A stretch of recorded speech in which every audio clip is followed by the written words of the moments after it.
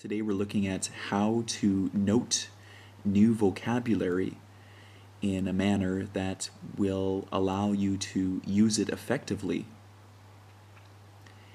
If you find this video helpful, you may be interested to visit my blog at ielts.com or my website englishryan.com, and please like and comment on my video. I'm often surprised when I look at the way students are preparing for their IELTS examination. They often have a vocabulary book that is basically just a very long list of words. And sometimes these lists can be several hundred or even maybe 1,000 words in length. Just lists and lists of words that they have seen on CNN or BBC, and these are words that they want to remember for later. The problem is when I hear these same students using these words in their speaking or writing, they often tend to use these words incorrectly. So it becomes glaringly apparent that they are using them in error. That basically they know what the word means, but they don't know how to employ it. So personally, I feel creating a vocabulary list is not the way to master English vocabulary. In fact, I feel that lists like this are kind of a big waste of time, as it doesn't really teach you how to use the word in correct context. So now, as you are probably aware, in English,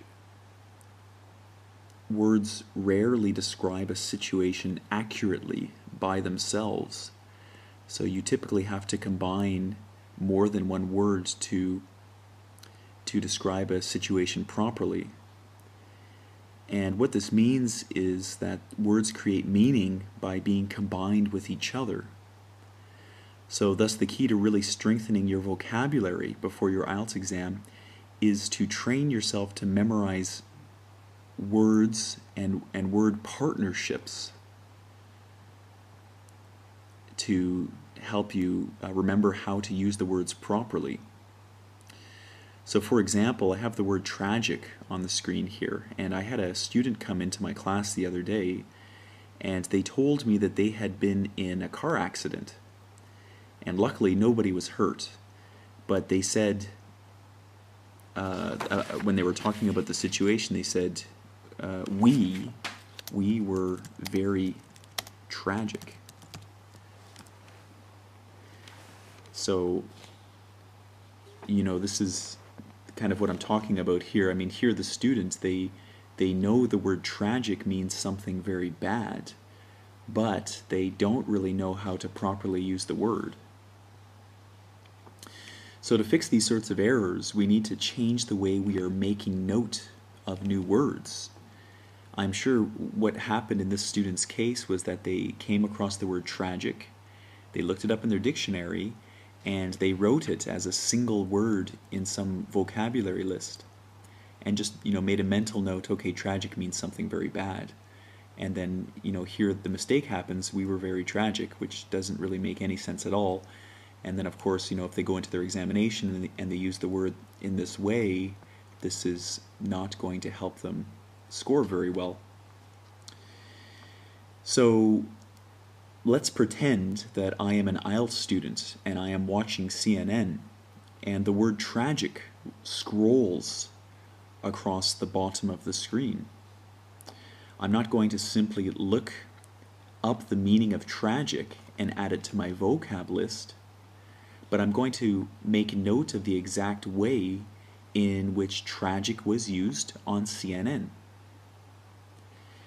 So for example, if the word tragic was combined with situation, so we have a tragic situation, I will make the note in my vocab list. I might write the phrase tragic situation, which is much more effective than just writing the word tragic.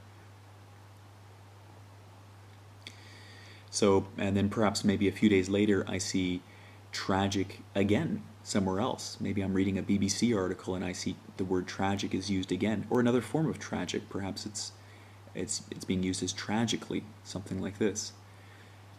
Now, what I would do in this situation, I would add a separate entry. So basically, if the word was used as perhaps tragic event, I would make a note. Let me get my formatting palette out here. So I would make a note that tragic can be used with situation, and tragic can also be used with event. So when I go back to my vocabulary book now, I can very quickly see, oh, okay, so tragic, it's combined with situation. It can also be combined with event, and then perhaps at a later time, you know, another combination of tragic comes up, and I would note this in my book.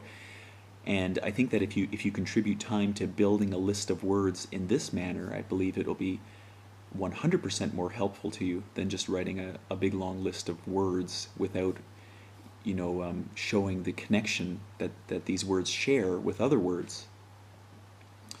So what you'll find when you study in this manner is that your vocabulary list will begin to become much more useful to you.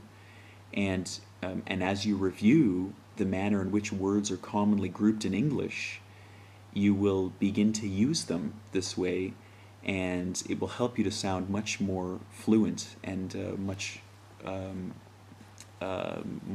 you just will be able to use the words much better. I hope that video was helpful. Thank you for listening.